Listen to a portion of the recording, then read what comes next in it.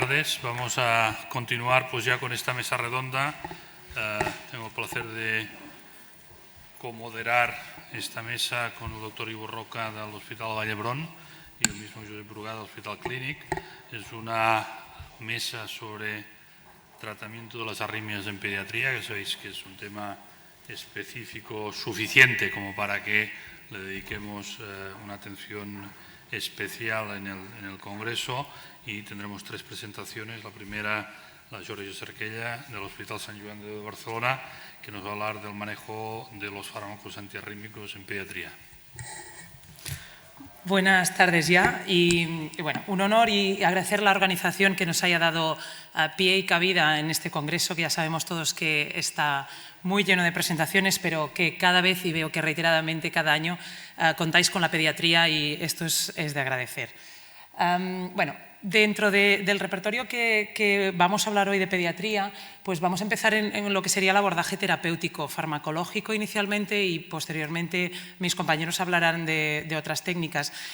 Yo lo que vamos a introducir un poco es cómo tratamos a nuestros pacientes con arritmias y un poco la introducción a cómo lo hacemos nosotros en nuestro entorno y en nuestro hospital.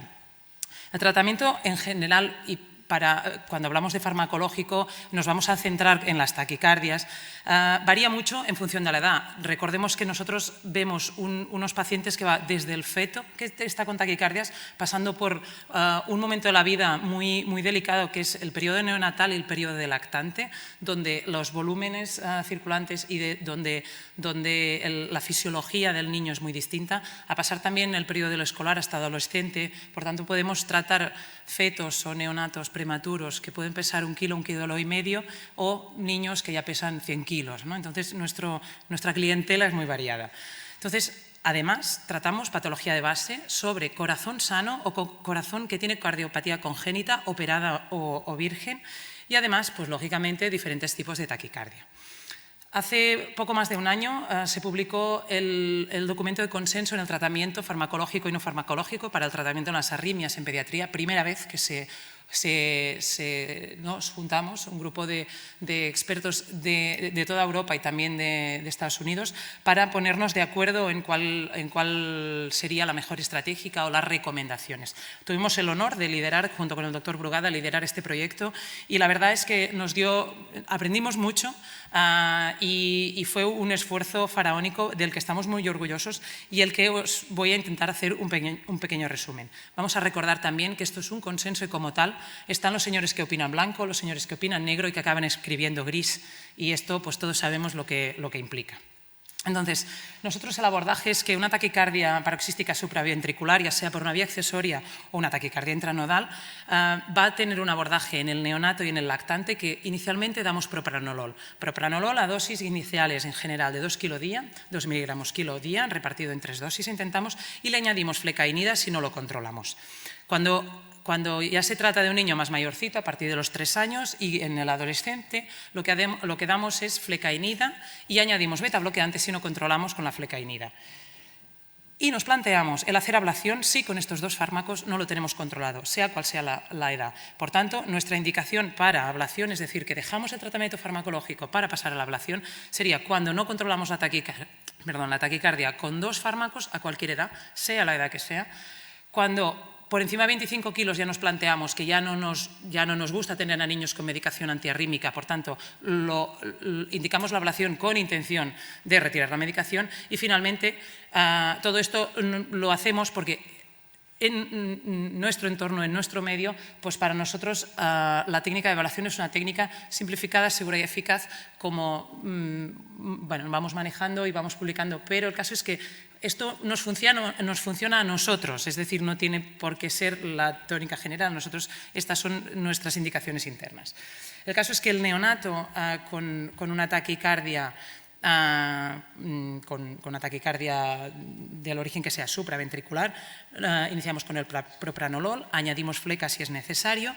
¿Y qué hacemos? En general mantenemos la misma dosis con la que controlábamos de neonato durante entre 6 y 12 meses, esta misma dosis sin aumentar. Es decir, que en realidad, como el niño va aumentando de peso, vamos bajando la dosis efectiva final, por tanto la dosis que va a recibir, con la intención de que, pues que a los 6-12 meses intentar retirarle la medicación y les hacemos un control anual para ver si recurren. Porque sabemos que hay dos picos, dos momentos en la vida de los niños en que vemos una incidencia de recaídas de recaídas en taquicardia, que son los 3 años y en periodo prepuberal. Cuando, a pesar de mantener la medicación en periodo neonatal, no conseguimos con estos dos fármacos controlarlo, planteamos la ablación. Y, lógicamente, si el niño está mal, pues planteamos ablación precoz. Existen unas excepciones que es en determinadas taquicardias que sabemos que tienen connotaciones especiales. Por ejemplo, la taquicardia de Kummel, que puede ser incesante y no muy rápida y puede pasar desapercibida, sabemos que tiene un riesgo mayor de acompañar con taquicardiomiopatía, con lo cual en este tipo de taquicardias hacemos una ablación de forma más precoz y no insistimos tanto en lo que sería el tratamiento farmacológico. Todo lo contrario, en las taquicardias auriculares intentamos lo mismo, betabloqueantes, flecainida. En algunos hemos probado ivabradina, sin la verdad, poquitos casos, con lo que no nos ponemos a pronunciar si funciona o no. La verdad que no nos ha funcionado mucho, pero bueno, son muy pocos casos.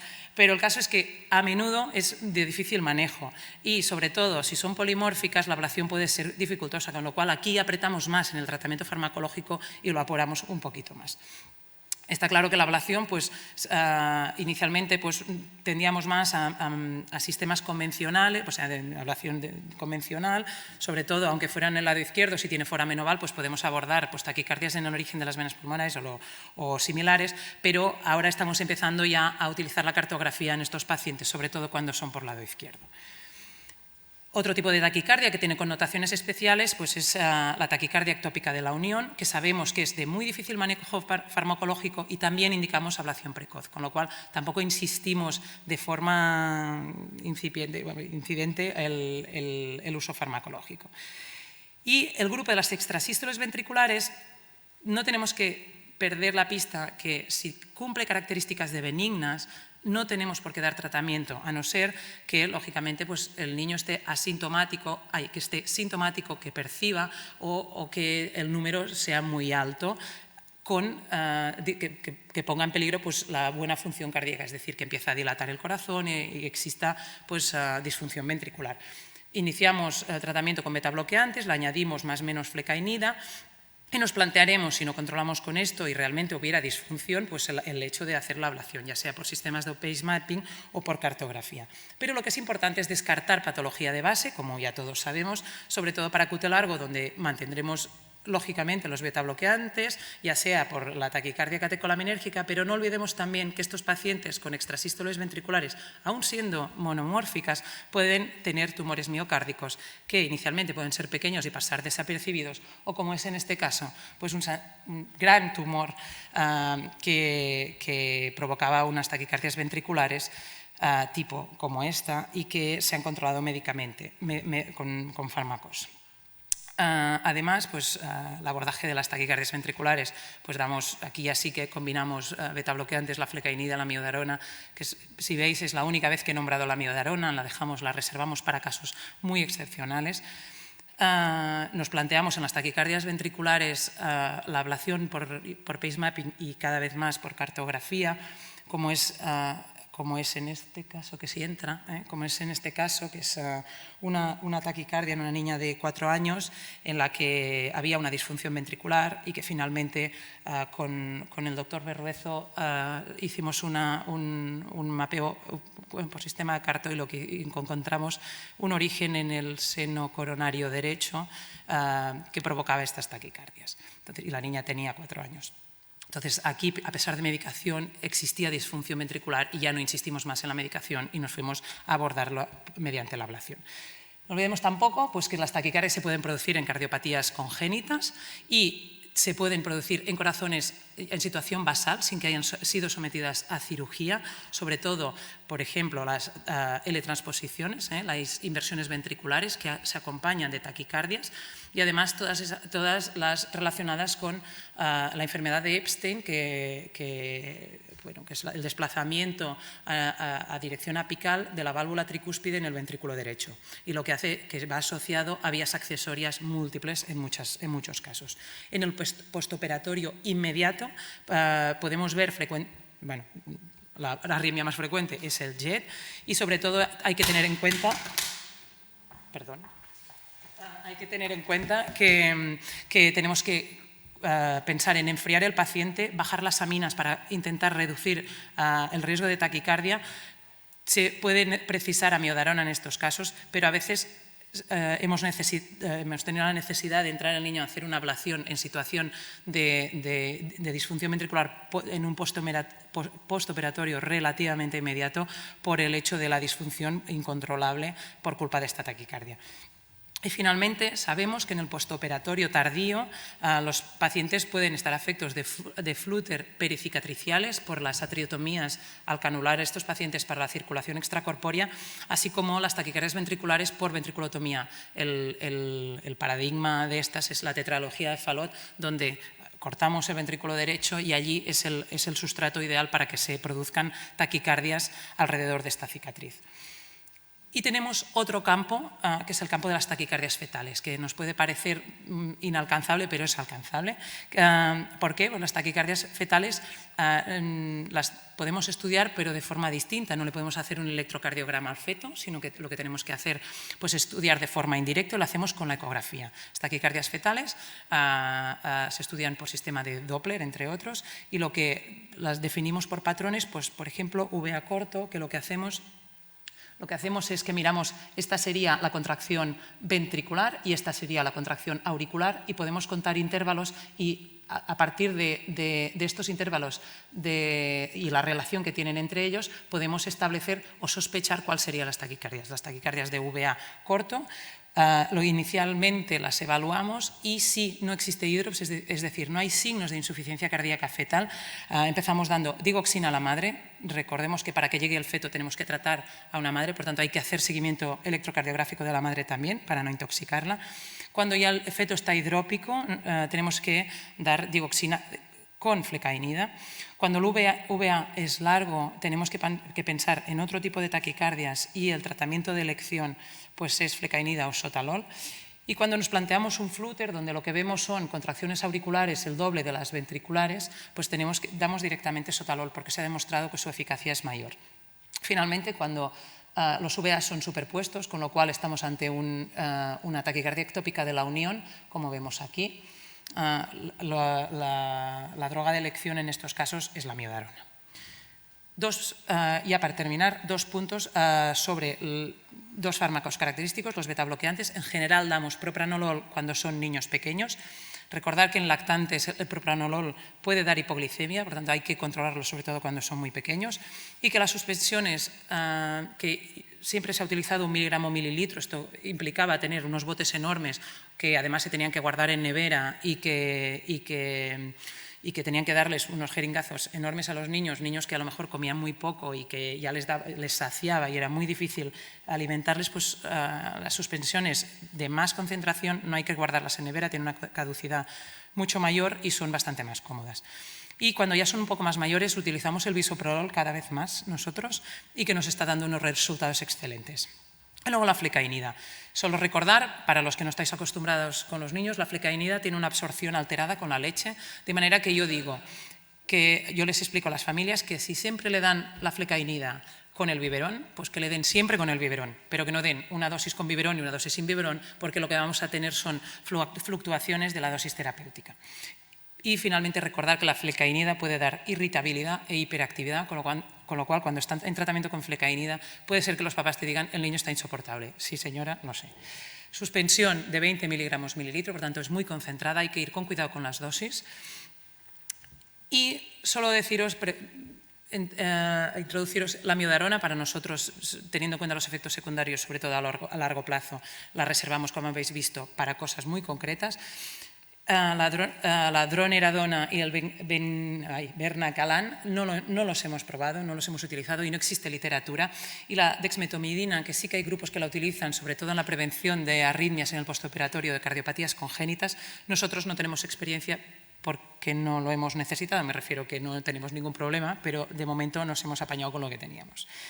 Por lo cual podemos concluir que los betabloqueantes y la flecainida solucionan gran parte de las taquicardias, que los nuevos fármacos están por estudiar y veremos si es que realmente necesitamos introducirlos dentro de nuestro arsenal terapéutico y que la ablación precoz, si los resultados del grupo son buenos, puede ser una alternativa a la medicación intensiva de estos pacientes, y que siempre es muy importante, y no lo olvidemos, buscar patología de base en arritmias complejas, porque a lo mejor hay algo detrás que se nos está escapando. Y nada más, muchas gracias.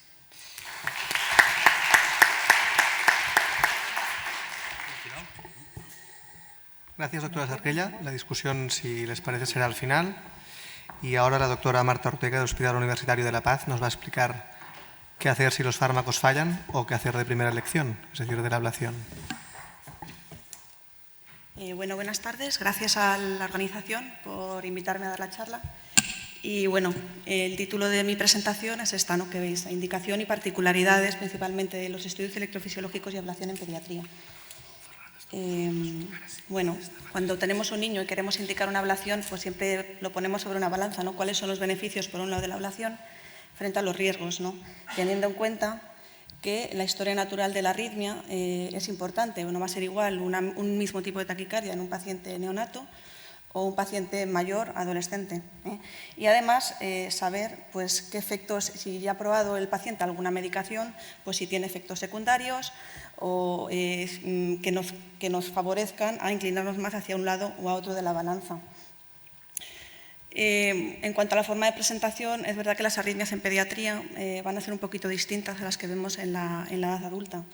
Así, la mayoría de las taquicardias que vemos en pediatría van a ser mediadas por vía accesoria. Hasta el 75% de los pacientes van a tener taquicardias por vía y hasta el 95% en caso de los neonatos. Además, en la evolución natural de estas taquicardias media por vía, parece que hasta un 30-40% de los casos pues parece que puede regresar esta vía accesoria con el tiempo, en los primeros años de vida, por lo que el tratamiento a esta edad de forma intervencionista, pues un poco como que podríamos valorar el posponerlo, ¿no? Por eso y porque son niños pequeños, pero porque también la evolución espontánea a la curación es relativamente frecuente. Luego tenemos otro tipo de taquicardias, que es la taquicardia intranodal, que es infrecuente en niños muy pequeños, es más frecuente en adolescentes y en niñas.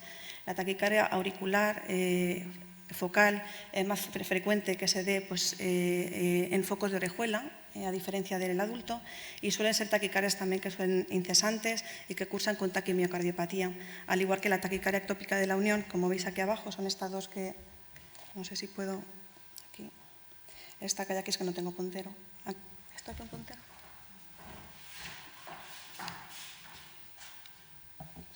Ay, perdona, espera, no, sí va. Bueno, me está pasando esto, a ver. Estas dos que hay aquí serían la taquicardia ectópica de la unión y la taquicardia de Kumel, que son dos taquicardias más característicamente pediátricas y que cursan muy frecuentemente de forma incesante y con taquimiocardiopatía y disfunción, lo que son arritmias que están más inclinadas a tratarse mediante ablación por ser mal toleradas. Las taquicardias ventriculares son una rareza en pediatría y van a suponer solamente el 5% de los sustratos que vemos y bueno, solamente suponen el 20% de las taquicardias de QRS ancho que vemos.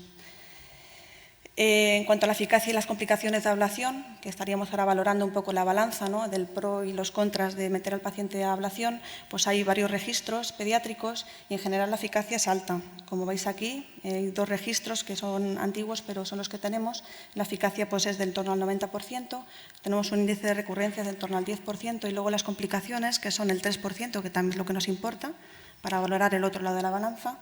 Las complicaciones son del 3% y están en relación con la anestesia, pero también con la ablación propiamente, con la radiofrecuencia. Estas complicaciones serían el bloqueo AV y los eventos embólicos. Y están en relación con la dosis de radiofrecuencia y también con la superficie corporal. A menor superficie corporal, más incidencia de complicaciones, ¿no? Es lo que se ve en los registros. Hay mayor riesgo de complicaciones en niños menores de 15 kilos y también en cardiopatías complejas, por la complejidad que puede haber. Las complicaciones de la anestesia también tienen una incidencia de en torno al 3%, suponen casi el 50%. ¿Por qué? Porque bueno, en los pacientes pediátricos tenemos que hacer los procedimientos con anestesia general y de ello pues, conlleva que tenemos que jugar y saber que contamos con ese tipo de complicaciones. Y luego los efectos de la radiación. Bueno, como es bien sabido, que los pacientes pediátricos pues, están en crecimiento y debido a ello pues, van a tener mayor radiosensibilidad y luego también van a tener mayor superficie corporal expuesta a la radiación, por lo que van a estar más sujetos a poder desarrollar efectos deterministas y estocásticos.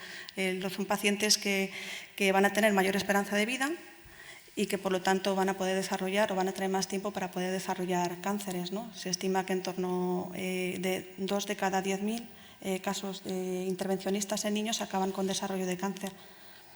Entonces, de ahí que tengamos que reducir la dosis, el tiempo de escopia y de ahí pues un poco el empleo en navegadores, donde está el papel un poco, ¿no? Con los navegadores tratar de intentar emplearlos de cara a reducir al máximo la escopia e incluso llegar a la escopia cero. Y luego, bueno, hay algún trabajo que también se ha visto qué pasa, ¿no?, con la lesión de radiofrecuencia que hacemos en el miocardio en crecimiento en niños. Y hay trabajos antiguos del 94 en el que se describe cómo las lesiones de radiofrecuencia a nivel auricular y ventricular pues, van a aumentar con el tiempo, tanto en anchura como en profundidad. El anillo AV parece que se modifica menos y que esta lesión, el tamaño de la lesión va a estar en relación con el tiempo de la aplicación y la temperatura a la que se alcanza. Una hipótesis que sugieren en el artículo es que probablemente la radiofrecuencia, al producir una lesión con bordes anfractuosos, eso puede hacer origen a que se precipite la formación de tejido colágeno o elástico que haga que aumente la lesión a medida que el niño crece. Este es un trabajo hecho, por supuesto, en animales, ¿no?, en corderos. Y bueno, pues si realmente nos guiamos por esa hipótesis, realmente la criablación, que tiene pues, otro tipo de lesión o produce otro tipo de lesión con bordes más delimitados, con una lesión más homogénea y preservando el endotelio, por lo tanto menos trombogénico, pues pudiera ser la fuente de energía ideal pues, para hacer las ablaciones en niños, ¿no?, porque no crecería supuestamente y no tendríamos pues, eventos embólicos o menos. Y bueno, hay un trabajo en el que evaluó el crecimiento también de la CRIU versus la radiofrecuencia, también en animales, y vio cómo sí que seguía habiendo un crecimiento de la lesión con el tiempo, tanto en miocardio auricular como en ventricular. Entonces, bueno, comparando un poco cuál es la eficacia que tenemos de la ablación, esta vez con crío, en pediatría, pues bueno, esto es un trabajo que recoge algunas series pediátricas.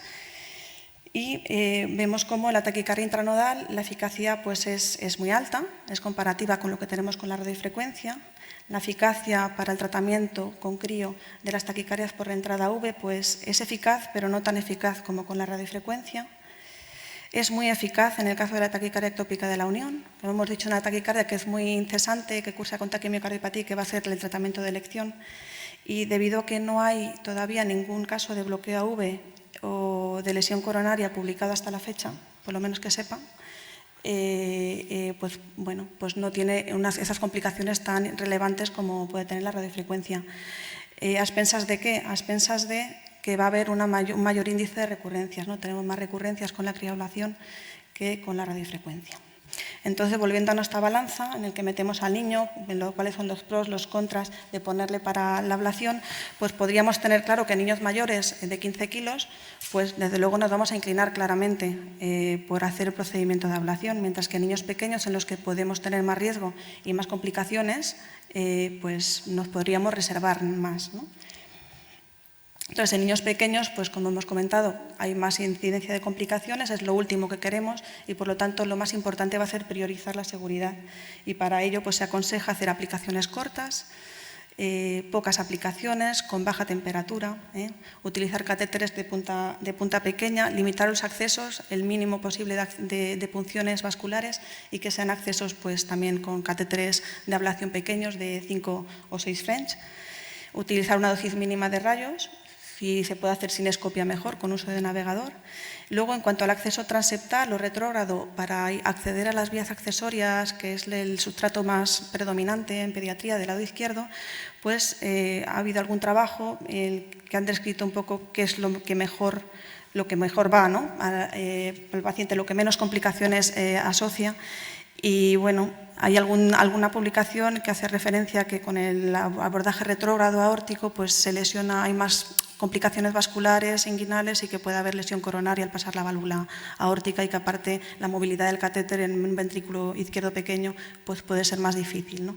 Pero eso es un poco la experiencia al final que tenga el grupo y es al final lo que va, ¿no? La criablación, como hemos comentado, pues es más segura, desde luego, sobre todo para sustratos que estén más cerca del tabique y bueno, en el que haya más riesgo de lesionar el nodo AV. Y luego quería comentar algunas particularidades de los pacientes con cardiopatía congénita, ya que muchos de los pacientes que vemos nosotros tienen cardiopatía congénita asociada, que lo ha comentado ya la doctora Sarquela, yo pasaré un poco por encima. Sabemos que la anomalía de Epstein asocia a vías accesorias múltiples en muchas ocasiones, la L-Traspo también, el sustrato principal que asocia son vías accesorias asociadas a la válvula tricúspide, que la válvula tricúspide está en posición izquierda del corazón. Los twin AV-nodes, un doble sistema de conducción, pues también es relativamente frecuente en casos de heteroataxia y sobre todo cuando asocian L-Traspo. Y luego quería comentar que estos pacientes muchas veces la limitación que tenemos al margen de la anatomía intracardíaca son la limitación de accesos vasculares, son accesos vasculares pequeños porque son niños pequeños y luego aparte por su cardiopatía también puede asociar anomalías de retorno venoso, no tener vena cava inferior, por ejemplo. Y tenemos que acceder para hacer los estudios electrofisiológicos mediante accesos alternativos como pueden ser las vías transhepáticas, la punción transhepática o bueno, en casos por los que tengamos por ejemplo un MUSTAR, pues a lo mejor hacer una punción del bafle o en los casos en los que los fontanes, en los que no tenemos acceso al corazón directamente a nivel venoso, pues bien ir retrógrado o bien hacer un buen abordaje híbrido, como está descrito. Nosotros no tenemos experiencia, pero están descritos en la literatura abordajes híbridos mediante toracotomía. Y bueno, el empleo de navegadores en este subgrupo de pacientes, desde luego, es incuestionable porque es lo que mejora la eficacia. Y conocer con anterioridad cómo es la corrección quirúrgica y cómo es la anatomía de cada paciente. Entonces, pues para ello comentar un poco lo que he dicho. Voy a comentar un poquito 3 cardiopatías por encima. La anomalía de Epstein hay una disparidad entre el anillo real y el anillo real y el que tenemos de la valvular, pues porque hay un desplazamiento de la válvula. Entonces, a la hora de ablacionar las vías derechas, pues tenemos que asegurarnos bien dónde están las coronarias, ¿no? Para no lesionarlas y para ver dónde está el anillo, para aplicar. Entonces, muchas veces se puede utilizar pues, angiografías o bueno, un catéter multipolares en arteria coronaria. Las L-Traspos, hemos dicho que eran vías accesorias del lado izquierdo, lo que tienen generalmente vías anteroseptales o medioseptales, pero que están en el lado izquierdo en relación con la válvula tricúspide. El acceso a esas vías se prefiere que sea transeptal porque retrógrado, dado que tenemos las inserciones de la válvula tricúspide, muchas de ellas pegadas al septo, pues aquí, pegaditas al septo, podemos con el catéter lesionar la válvula, ¿no? Que sería la válvula edema sistémica. Y el nodo en estos pacientes está localizado en el lado derecho, en relación con la válvula mitral. La heterotaxia con el doble sistema de conducción, que tampoco voy a entrar, pero puede haber una taquicardia por entrada nodo-nodo, que es el anillo de Monkeberg. Y luego la Traspo, pues conocer 4 cosas anatómicas relevantes, y es un poco, para los que no los conocéis, es un switch atrial, o sea, realmente lo que se hace en la reparación quirúrgica es redirigir los flujos auriculares a los ventrículos que están invertidos. O sea, no están invertidos los ventrículos, están invertidas las salidas, pero bueno, para redirigir correctamente los flujos de sangre. Y bueno, hay que decir que aquí en esta reparación, en la neoaurícula pulmonar, va a estar localizado el nodo AV y que estos pacientes que lo que habitualmente tienen son flúteres ismodependientes, el istmo va a estar localizado, como veis aquí, en la zona roja sería el istmo, esto sería el nodo. Estamos abriendo la neoaurícula pulmonar. Entonces, al hacer la ablación al hacer la ablación del istmo, podemos lesionar estos inputs del nodo que están aquí, que si ya lo tenemos comprometido, porque dependiendo de por dónde haya pasado la línea de la sutura quirúrgica, podemos tener ya comprometidos los inputs del nodo. Entonces, de forma que al aplicar en el istmo cabo-tricuspidio, pues podemos terminar de lesionar y inducir un bloqueo. Y bueno, como conclusiones rápidas, comentar que en pediatría es importante valorar la presentación clínica y la historia natural de cada una de las arritmias en el momento en el que valoramos al paciente, de cara a indicar la ablación. Está clara la ablación en las taquicardias que sean incesantes, que asocien disfunción ventricular y que sean refractarias a medicación. Y también, bueno, en cardiopatías congénitas, sobre todo porque son pacientes que en ocasiones van a tolerarlas peor. En niños pequeños hay que priorizar la seguridad. Y en cardiopatías congénitas, muy importante de cara a conocer con anterioridad las posibles dificultades que podamos tener en el estudio electrofisiológico y reducir la morbilidad a la vez que aumentamos la eficacia, saber bien qué corrección quirúrgica tiene y cómo es la anatomía que tiene el paciente y por dónde están las líneas de sutura quirúrgica. Ya está, gracias.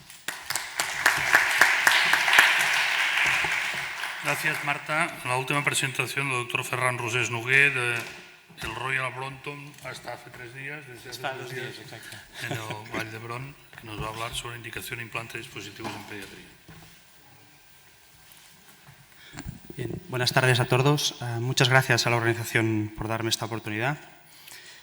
Mi papel va a consistir en hablar de las indicaciones y del implante de dispositivos eléctricos en la edad pediátrica. ¿Se ve esto? Perfecto.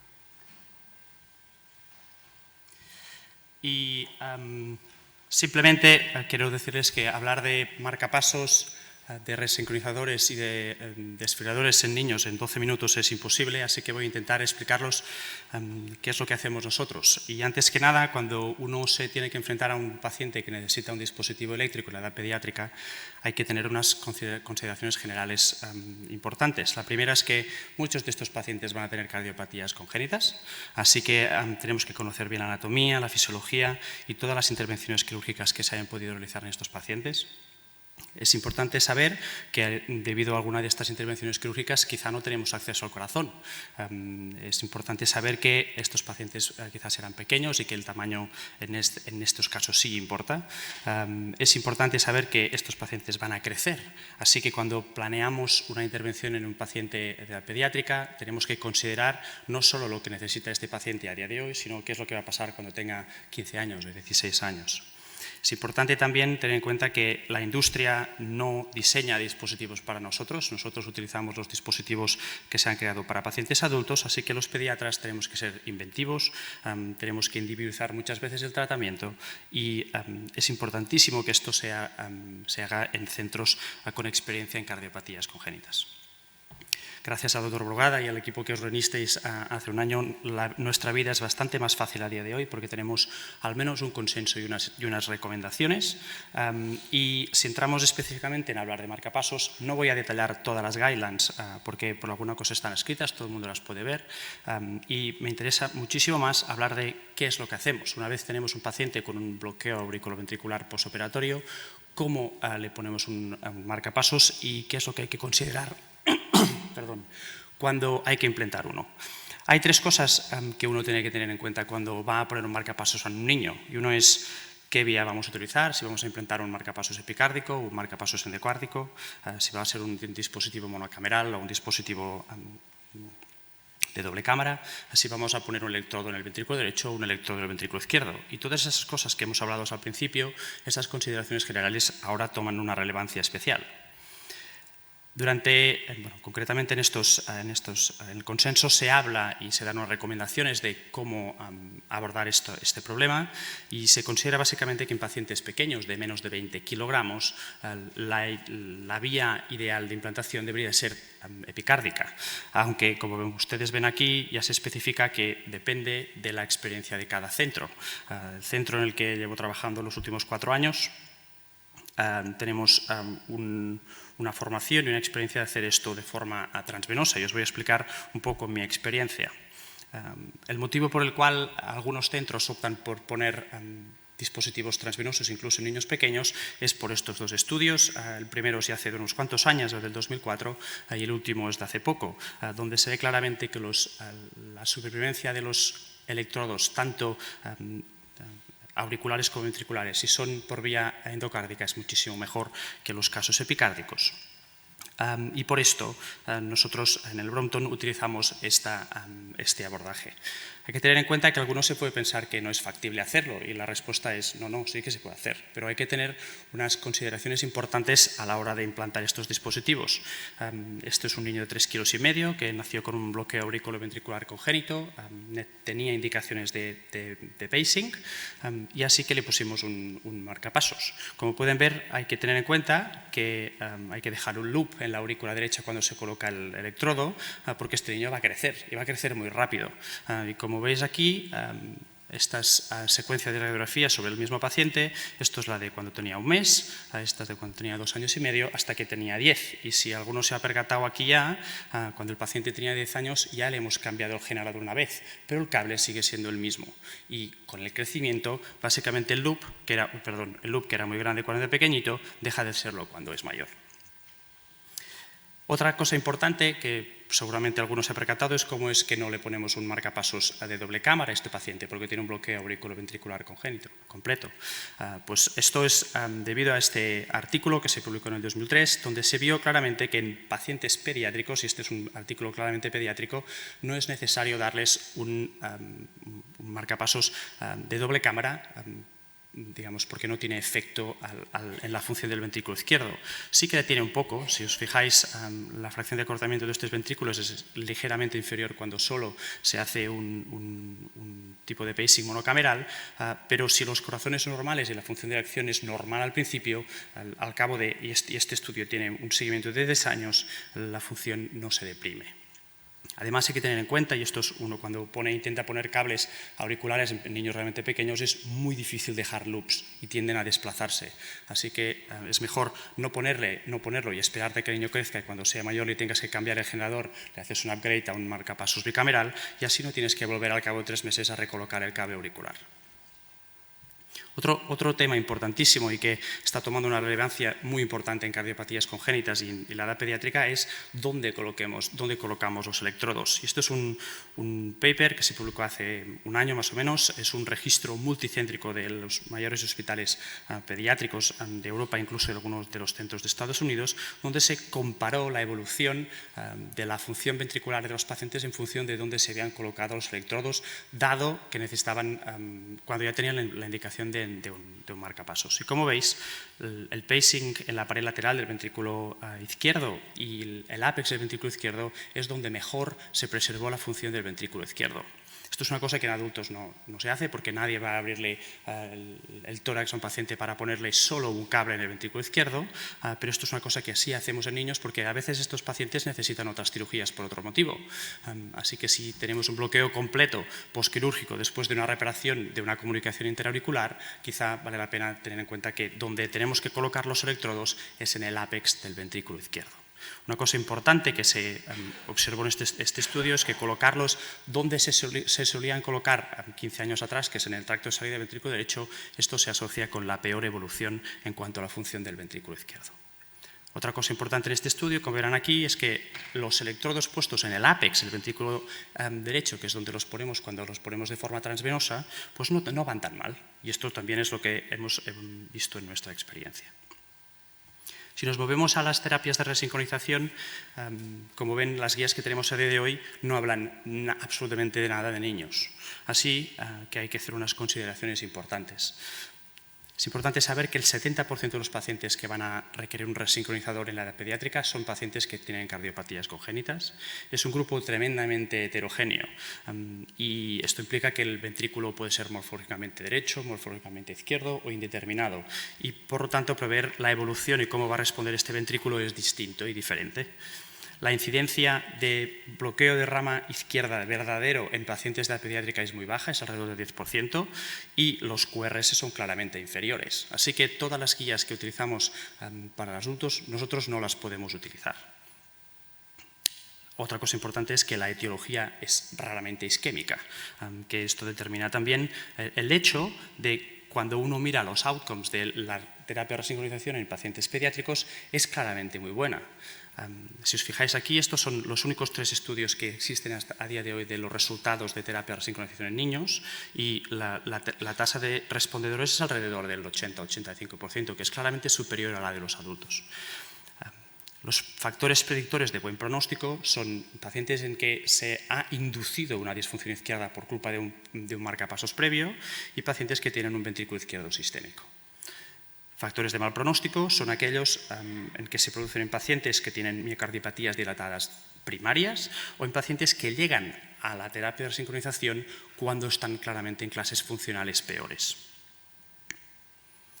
¿Cómo lo hacemos? Pues lo podemos hacer cuando los niños son pequeños o cuando no tenemos acceso al corazón de ninguna de las formas, de forma epicárdica, o en nuestro caso, y esto es uno de los ejemplos en nuestro hospital, nosotros ponemos dispositivos de resincronización en niños de forma transvenosa cuando tienen un tamaño superior a 30 o 35 kilos. Por último, vamos a hablar un poco de desfibriladores y no voy a entrar específicamente en las indicaciones, pero en pediatría solemos indicar desfibriladores en pacientes por prevención secundaria. Muy pocas veces vamos a prevención primaria. Y el motivo por el cual no lo hacemos es porque tenemos que balancear y discutir con la familia muy bien qué es lo que queremos conseguir con este desfibrilador.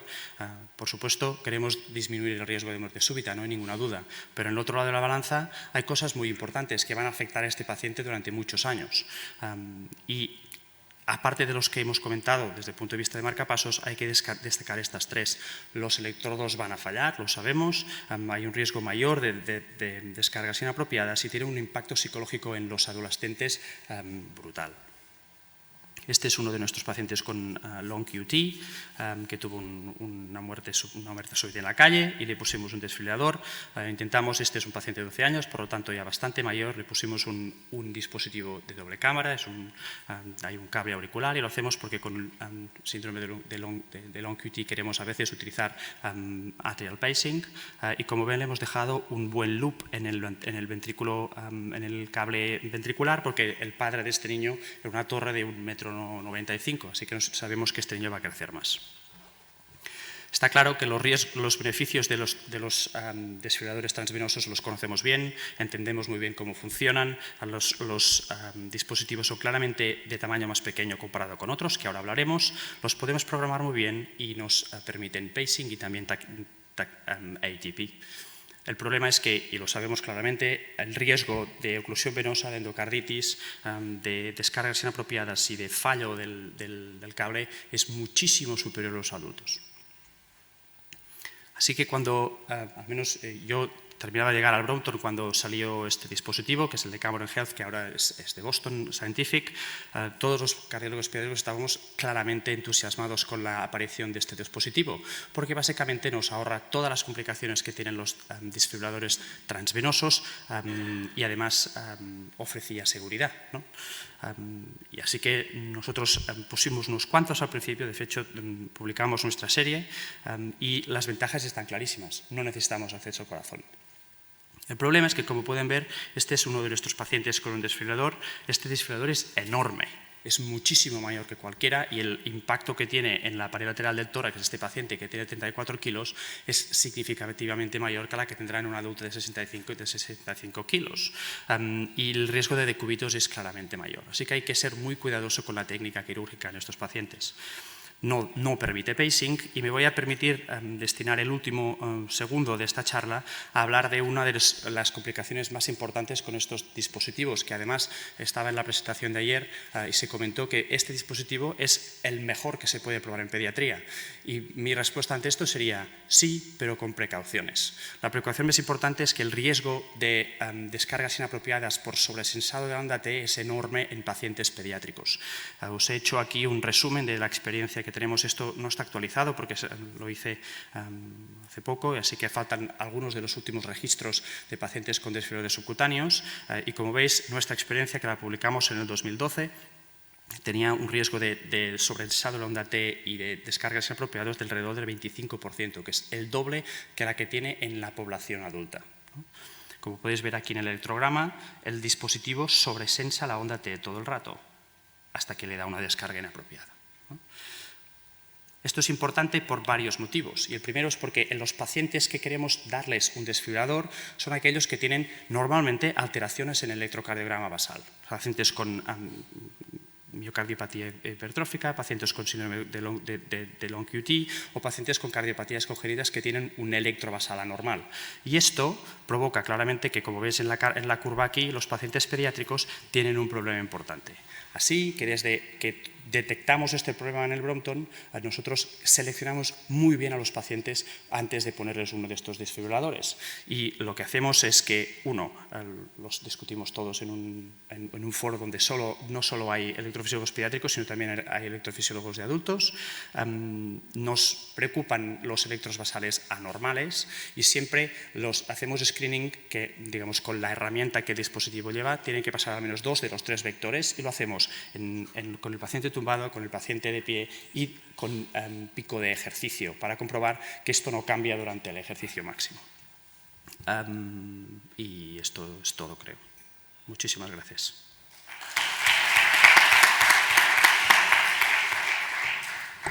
Muchas gracias. Vamos tarde, pero tenemos unos minutos, nos vamos a comer un poquito más del café. Hemos empezado tarde, no es culpa nuestra que vamos con ese retraso, no lo hemos acumulado nosotros, pero no vamos a perder la oportunidad de tener unos minutos de discusión sobre este tema. Por favor. ¿Podemos, por favor?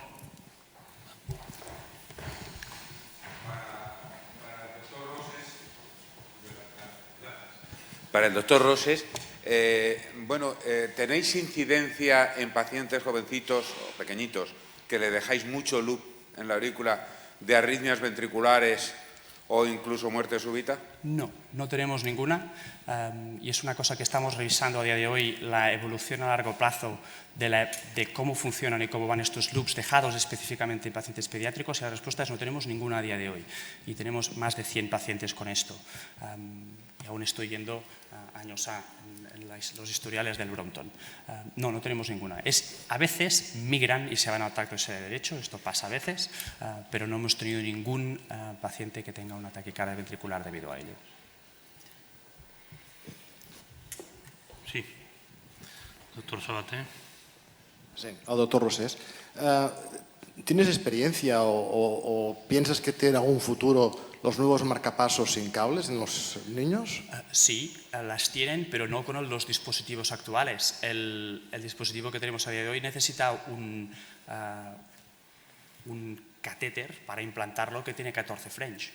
Con los niños no se puede poner. Si esto se miniaturiza y claramente esto pasa a ser, en vez de 14 French, tiene 7 French, pues sin ninguna duda lo tendrá. A día de hoy lo veo difícil. Creo que la tecnología tiene que evolucionar un poco antes. Y otra cosa que es muy importante, creo, en los nuevos dispositivos implantables, los marcapasos implantables, es que la fijación de este dispositivo al ápex del ventrículo derecho está bien a la hora de ponerlo, pero la fibrosis que generan estos ventrículos en niños nadie sabe cómo va a ir, y a la hora de quitarlos para reemplazarlos por un dispositivo mayor es una cosa que a día de hoy tengo mis dudas. Pero la idea es fantástica. Quizá un comentario ahí, ¿no? Probablemente los dispositivos actuales sin cable, la idea es que epitalicen y se queden ahí. Por tanto, yo creo que la indicación no estaría en críos, sino que está precisamente en gente muy mayor que piensas que con uno o ningún recambio hará suficiente para llegar a fin de vida. Con lo cual, si tenemos que empezar a pensar en múltiples recambios, yo creo que no vamos de ninguna manera. Yo creo que esté indicado ahora mismo colocar dispositivos que vas a tener que ir dejando implantados, y en un momento determinado en el ventrículo no va a caber nada, ¿no? Ni la sangre, entonces sería un problema.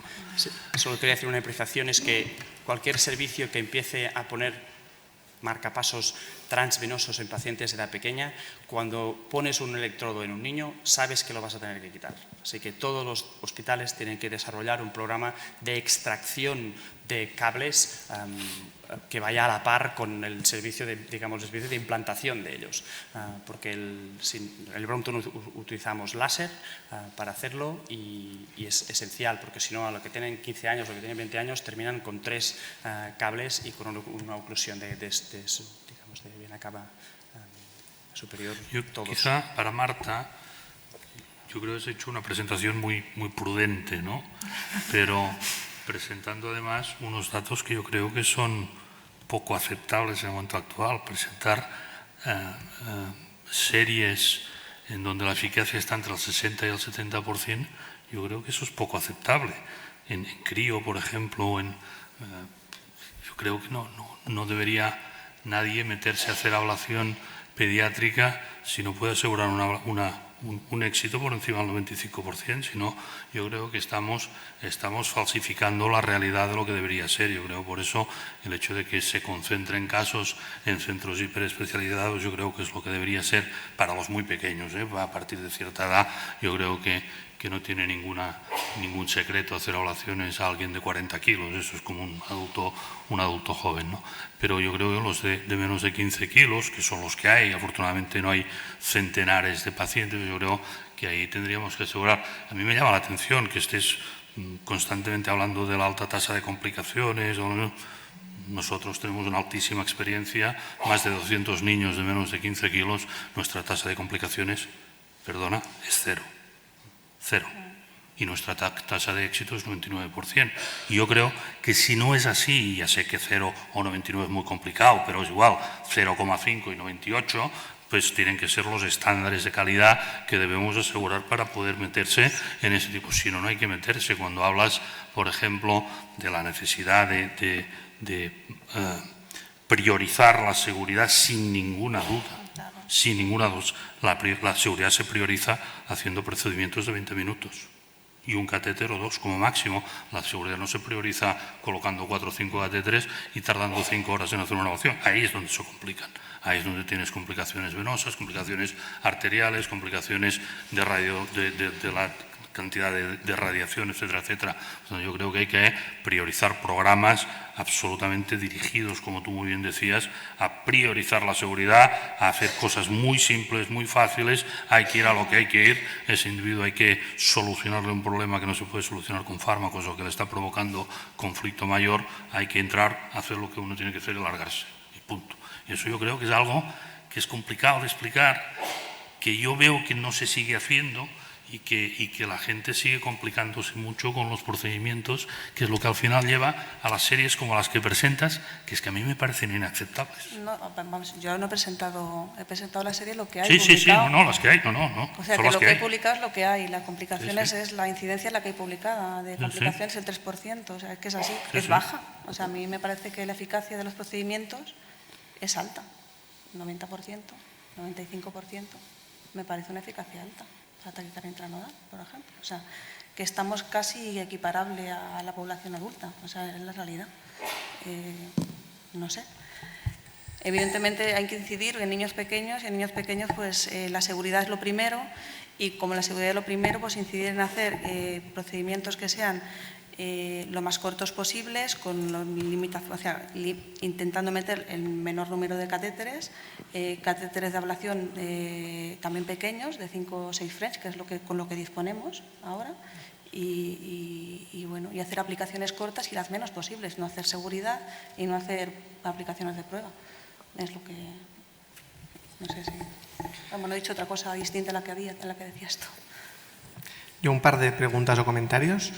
Uno es para la doctora Ortega sobre la crioablación, ¿no? Que según qué grupos básicamente parece que si no haces crioablación para todos los niños lo estás haciendo mal y bueno, nuestra experiencia es que la crioablación va muy bien para vías paragisianas y pocos sustratos más porque las recidivas son mayores, eso está muy descrito en adultos y las complicaciones vasculares van a crecer si hacemos crioablación para todos, tenemos más recidivas y hacemos más procedimientos, o sea que yo creo que la crioablación debe reservarse para vías de muy alto riesgo. No sé qué opináis vosotros. Comento yo y luego qué opinen mis compañeros. Sí, o sea, esta sería de elección principalmente en aquellos sustratos que tengamos más riesgo de producir complicación. Complicación, por lo tanto, el bloqueo. Por lo tanto, pues vías septales, anteroseptales, perigisianas. Incluso se puede valorar en niño pequeño también taquicardia intranodal, que está cerca. Sabiendo que utilizándola vas a aumentar el índice de recurrencias, pero es que, como hemos comentado, lo principal, la prioridad, la seguridad. Y bueno, en un niño dejarle bloqueado no es tolerable. En mi experiencia en el Brompton utilizamos solo crioablación por vías paragisianas, como ha dicho Iván. Nosotros hacemos nuestras taquicardias intranodales con radiofrecuencia y si tenemos, en el hospital tenemos la ventaja de disponer de un navegador, así que a veces si tenemos dudas de si una vía es muy cerca del GIS, incluso utilizamos un navegador con los, me refiero al NIOBE, al navegador remoto magnético, si es que tenemos necesidad de hacerlo, que nos da muchísima estabilidad en este sentido. La crioablación en los últimos 4 años la he utilizado 5 veces. No, nosotros no la hemos utilizado nunca. No hemos tenido necesidad de utilizarla, no tengo nada en contra de la crioablación, la utilizamos en adultos para la fibrilación auricular sin ningún problema, pero en críos o incluso en adultos o en quien sea para vías incluso paragisianas, yo nunca he visto la necesidad de utilizarla y nuestra eficacia es altísima y nuestra tasa de complicaciones es prácticamente 0. Sí, si no hay ninguna pregunta más. Bueno, pues gracias a todos. Felicidades a los ponentes por esta espléndida presentación en un tema tan complejo. Gracias.